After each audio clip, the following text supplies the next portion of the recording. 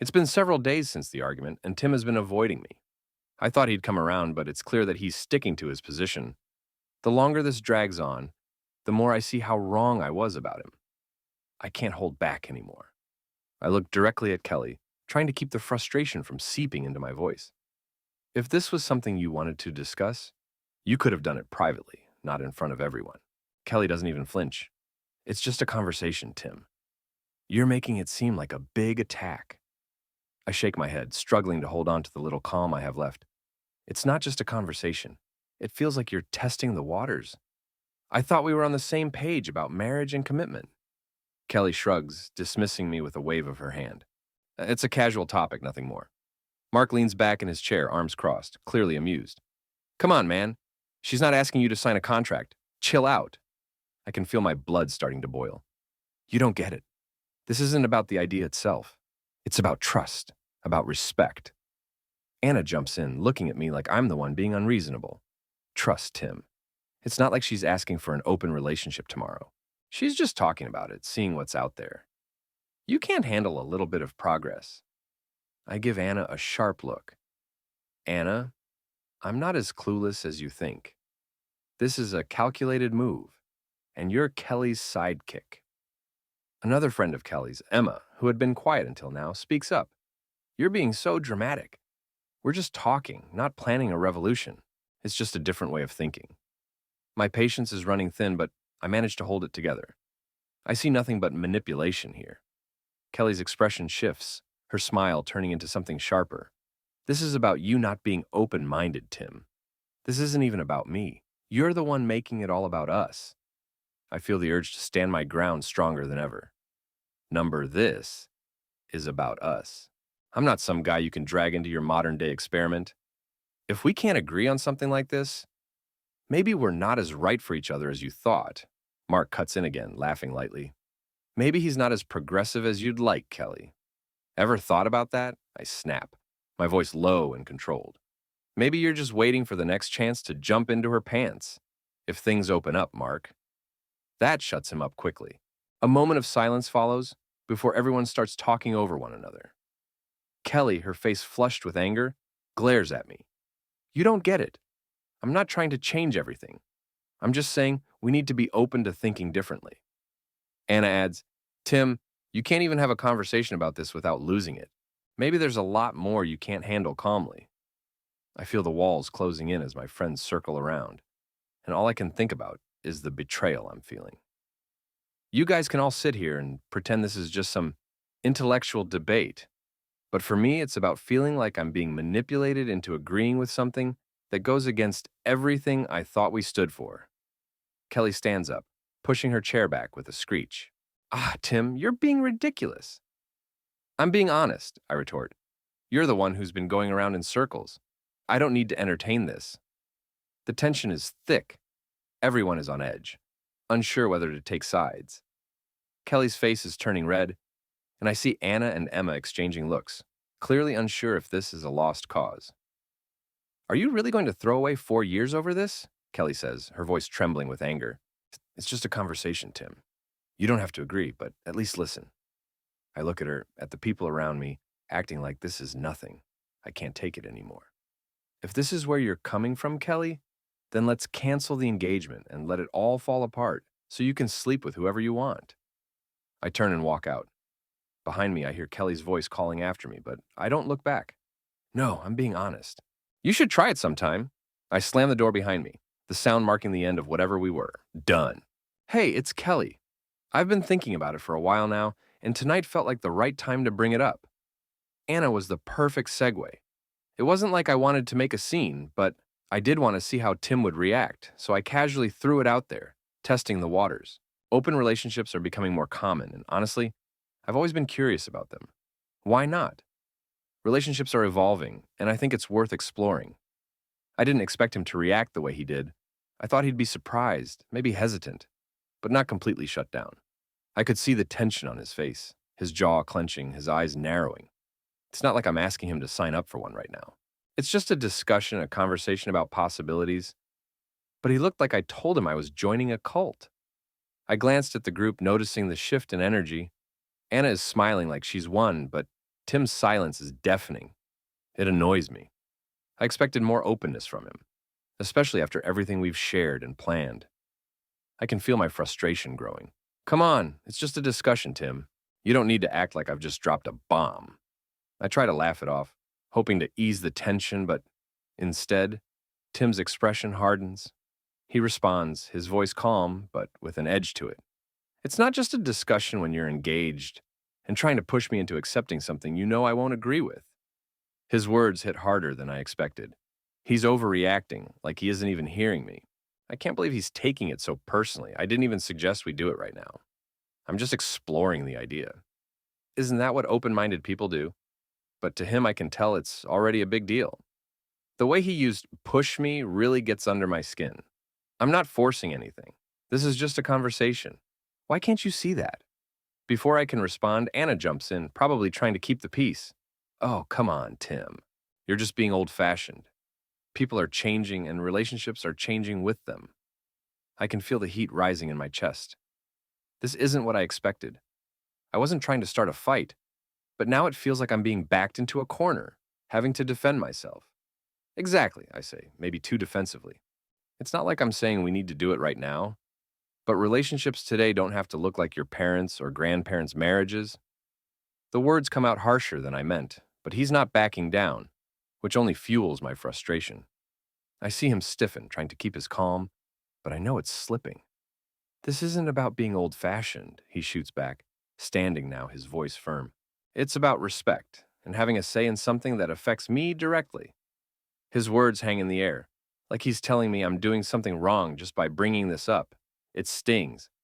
What happened to the open, communicative relationship we had? What happened to being able to talk about anything? It feels like he's drawing a line in the sand, and now I'm the one at fault for even considering another option. I don't want this to escalate. Not here, not now. But my frustration is boiling over. Honestly, Tim, I think you're just not ready for something this progressive. You've been living in the past, Jim says, and it's like a slap. My face flushes and I feel tightness in my chest. There's no coming back from that. So I do what I always do when I'm backed into a corner. I laugh it off. Okay, let's not make this a big deal.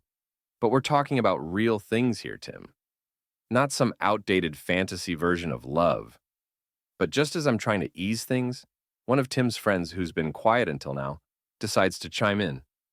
He's always had this snarky attitude, and right now, I'm not in the mood for it. Maybe you're just waiting for an opening to jump into her pants once you've got a free pass, he says with a smirk, looking at Jim with disdain. It stings more than it should. The room falls silent for a moment, everyone looking to Tim for his response. But Tim doesn't miss a beat. He locks eyes with the guy, his voice cold. Maybe you're just hoping that when the relationship opens up, you'll be the first in line. The room goes still. No one speaks, and the tension in the air is thick enough to cut with a knife. Tim's eyes are hard, and his words hang in the air, a challenge. I turn away, the fight leaving me and being replaced by a cold sense of frustration. He's upset, I'm upset, and for the first time in a long time, I wonder if we're really on the same page about anything at all. Night talks and all the ordinary things that fill the silences in between. We first met at a friend's birthday party. One of those events you're unsure about attending, but end up staying at until the early hours because someone cracks a joke you didn't expect. We clicked immediately, chatting about everything from our favorite books to our shared love for terrible 90s music. It was one of those moments when everything just felt right. We've been inseparable since. She's intelligent, sharp, knows exactly what she wants, and goes after it. Charismatic, too, in a way that doesn't demand attention, but still gets it. I admire that about her. On top of all that, she has this timeless charm, the kind of traditional values I didn't think I'd ever find in someone so modern. I thought I'd found someone who truly understood me, someone I could build a future with. We've always been solid, with no major issues, just the usual disagreements any couple has. She can be a little stubborn, especially about her independence, but I respect that. We've always communicated well, or so I thought. I've always been upfront with her about what I want, marriage, kids, the whole thing, and she agreed. We were on the same page, or so I believed. After all, we're engaged now, right? Tonight, we're at a house party, surrounded by close friends, well, mostly friends. But we all get along well. The vibe is relaxed, with people scattered around, sipping drinks and chatting about everything under the sun. Work stress, upcoming vacations, the usual banter. Kelly's in her element, moving through the crowd, laughing, lighting up the room like she always does. I can't help but feel a sense of pride. She's beautiful, confident, and I'm proud to call her mine. I'm sitting with a group of guys listening to them talk about their latest work projects. But honestly, I'm half tuning them out, watching Kelly interact with her friends. There's something magnetic about the way she draws people in and connects with them. It's one of the reasons I fell for her in the first place. Then the conversation shifts, slowly but noticeably. It moves from vacation plans to relationships. I glance over at Kelly, who's still in her corner of the room, her face animated as she talks. Anna, one of her closest friends, has her usual upbeat vibe, and suddenly the words open relationships drop into the conversation like a stone hitting water. Yeah, I've been hearing more and more about open relationships lately, Anna says casually. I mean, people are realizing it's actually pretty liberating. Keeps things fresh, you know. The words linger in the air for a moment as everyone around her nods in agreement. A few murmurs of, I get it, and that makes sense flowing from the group. Anna continues, sharing a few stories about people she knows, friends of friends, who are making it work and how it's becoming the norm. I feel my jaw tighten, but I stay silent. It's not my place to interrupt someone else's conversation, especially when I'm still trying to figure out what's happening. I glance at Kelly, wondering how she's reacting. She's listening intently, nodding along, her face thoughtful, her usual expression when she's processing something new. And then she says it, just like that. It's an interesting concept. I mean, it could actually work for some couples. It keeps things fresh, don't you think, Tim? The words hit me like a slap in the face. I freeze, my mind scrambling to catch up with what just happened. My heart starts racing, and for a moment, it feels like the whole room's eyes are on me, though no one's looking in my direction. Kelly's looking at me, waiting for an answer. Her smile soft, but a little too knowing, as if she's already made up her mind about something and is giving me the chance to catch up. But I can't. My thoughts are all over the place. Is she serious? Does she really think this is something we could try? I've never once thought of her as someone who'd entertain that idea. Monogamy has always been a given in my world. We've talked about marriage, we've talked about having kids. None of it ever included this. I open my mouth, but no words come out at first. What do I say? What do I even think about this? It's been days since the argument, and Tim's been avoiding me. I thought he'd come around, but it's clear now that he's digging in. The longer this goes on, the more I realize how much I misjudged him. When we finally meet, I can't hide my frustration. I walk in trying to keep things calm, but I can already feel the tension. He doesn't even bother with pleasantries. You really thought this was just a phase, didn't you? He starts, his voice colder than I've ever heard it. You waited until we were engaged, Kelly, and now you're acting like this is some new idea, like everything between us was a setup for some experiment. I open my mouth to defend myself, but he cuts me off, eyes locked on mine, firm, no hesitation, no more excuses. This isn't working, he says, as though he's already decided. The weight of his words sinks in, but I can't let him off that easily. You're not even listening to me, Tim. I was just exploring the idea. I didn't think it would blow up like this, I say, trying to keep my voice steady, but he shakes his head, standing up. It's not about ideas. It's about trust. You blindsided me in front of our friends, Kelly. You could have talked to me privately, but you chose that moment. You wanted to test me to see if I'd bend. I try to explain, but there's nothing left to say. I watch him turn his back to me, and the last bit of hope fades. This is over. He's done with me. The days after that conversation blur. My mind won't stop racing, but Tim stays silent, just like I knew he would. It's not the silence I wanted, though. It's the kind that suffocates you, makes you question everything. I've been venting to my friends, posting things here and there, but nothing directly about Tim. Still, the tone is unmistakable. It's like I'm trying to salvage my pride, hoping people will understand my side. Some people can't handle change, I post. Not everyone's ready for an open relationship.